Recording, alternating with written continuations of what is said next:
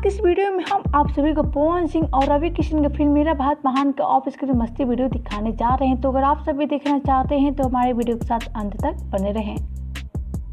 Video हम आगे बढ़े उससे पहले वीडियो को लाइक कर ले और चैनल को सब्सक्राइब कर ले। तो चलिए वीडियो में आगे बढ़ते हैं।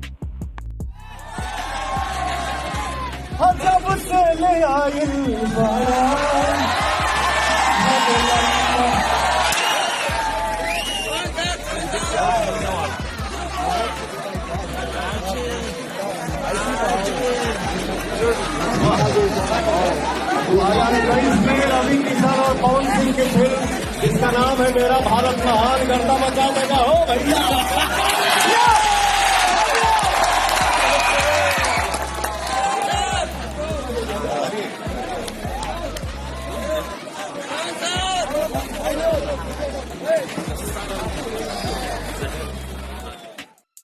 तो क्या करना है आप सबको इनके बारे में बताइए हमें नीचे कमेंट बॉक्स में। साथ ही वीडियो अच्छा लगे तो वीडियो को लाइक सब्सक्राइब एंड शेयर करना ना भूले।